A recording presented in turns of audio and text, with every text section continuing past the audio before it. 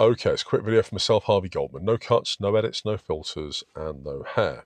So for today's video, I want to jump into 5 lies that you've been sold about money and also about success.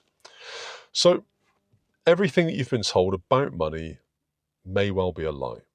Stick around, I'm going to show you the 5 biggest traps that could quietly be ruining your life and also your bank balance. Basically, the system profits when you believe certain money myths. So let's break them down. So for a start, lie number 1 is that hard work always pays off. Now, invariably, it doesn't. It absolutely doesn't. Very often, if you work hard, all they give you is more work, and you don't get any additional recompense for your hard work. That just becomes the new baseline, and then you're expected to work to that level all the time because you've set the new normal. So what's the answer there? Well, I guess all of the people that are what they call quiet quitting have probably already nailed that one.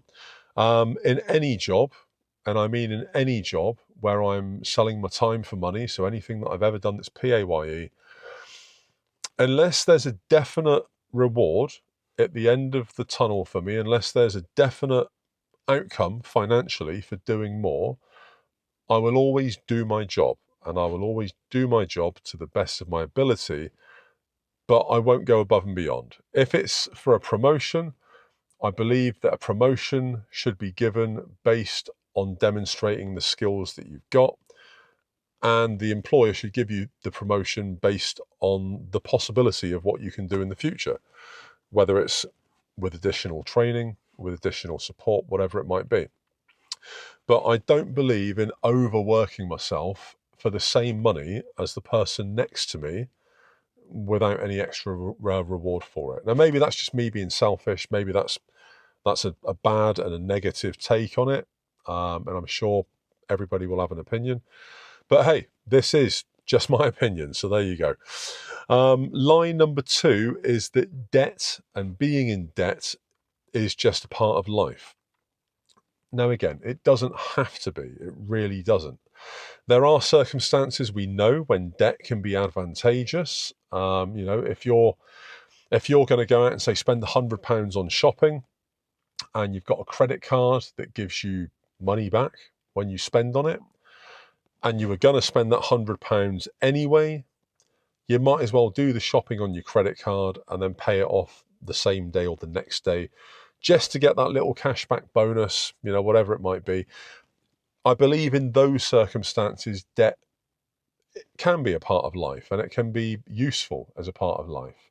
If you're in a position where you can take on an asset using debt, and that asset is going to make you money that more than covers the interest or the repayments of the debt that you've got into buying it, that makes sense. I mean, very few of us are in a position to be able to do that, but that is using debt to make sense.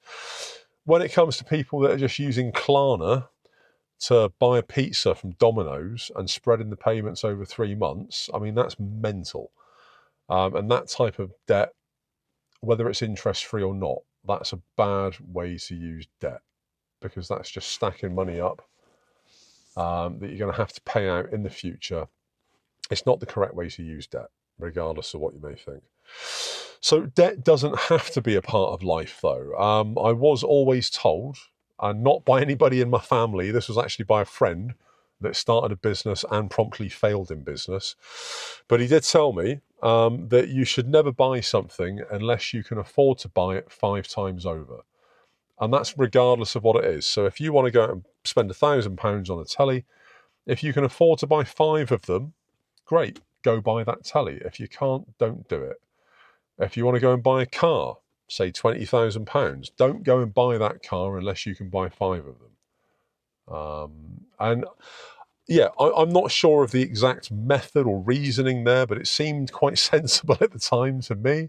I was very young, and I have, honestly, through my life, pretty much stuck to that. So whether it came to, buying vehicles, buying whatever it might be, buying TVs, buying clothes, spending on holidays, whatever it is, yeah, don't buy it unless you can afford to buy it 5 times over.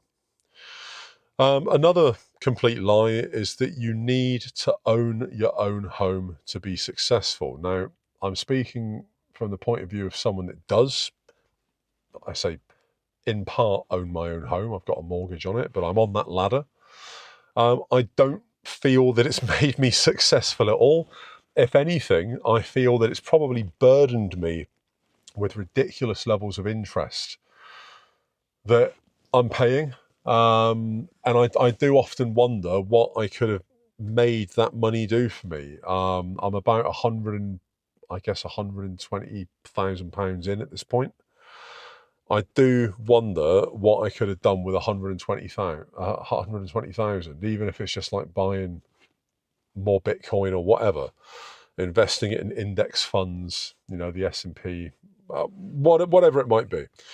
But the flip side of that is that obviously renting, you're kind of paying somebody else's mortgage and you're owning nothing. So the main thing is the wonder of what I could have done with the money, but also the freedom. If I suddenly get fed up with the area that I live in, or it becomes dodgy, or I just fancy moving abroad or whatever, it's infinitely more difficult if you own your own home. And selling it is much more of a process than it is an event. You can't give a month's notice and just ditch the property. It might take you 12 months to sell it.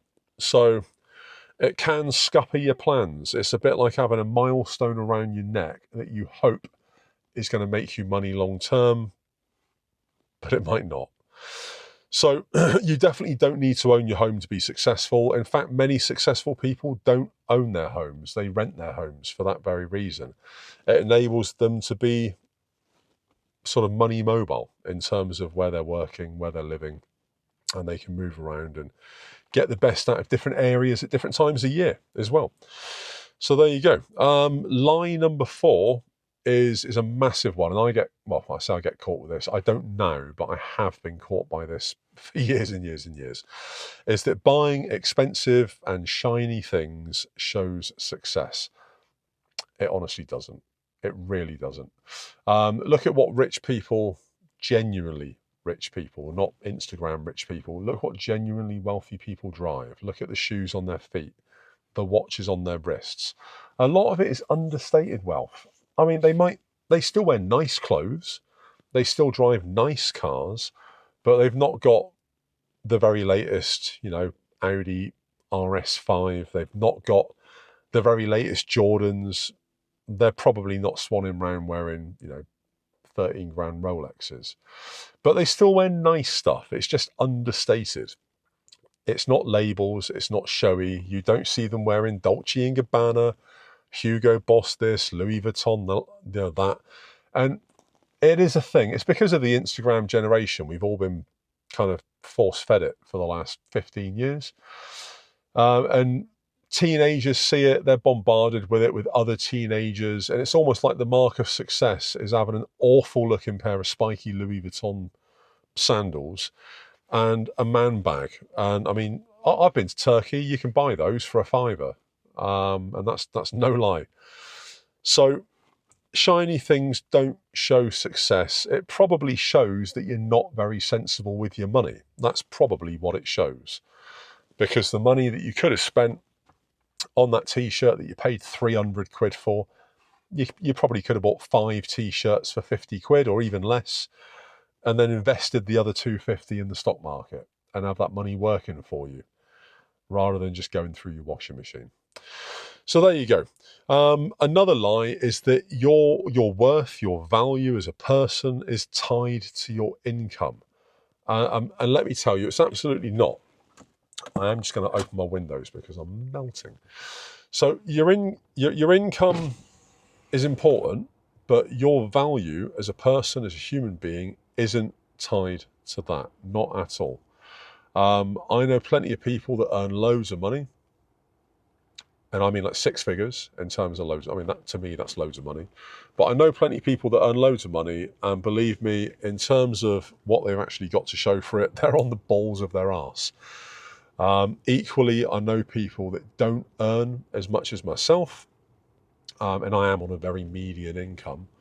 And they seem to have lots to show for it. And that's because they're living below their means. They're obviously happy doing that. And they're smarter with investments. Perhaps they're making their money work harder for them, even though they've got comparatively less of it.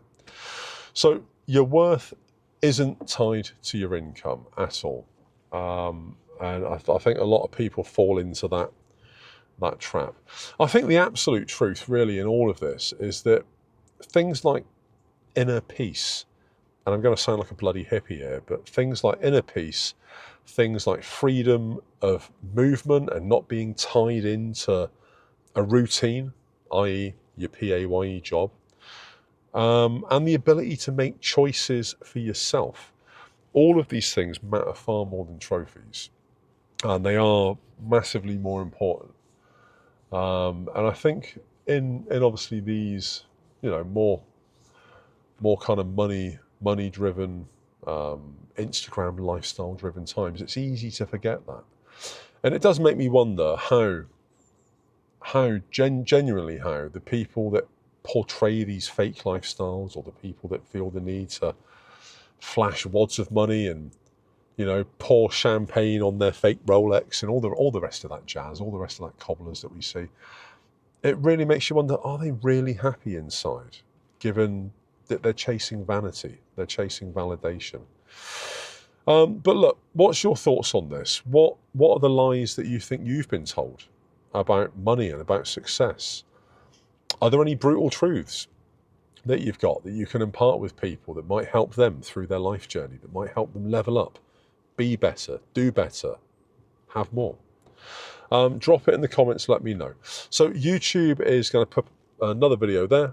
Like, follow, subscribe, ring the bell, all that jazz, and there will be another video tomorrow. Goldman, peace out.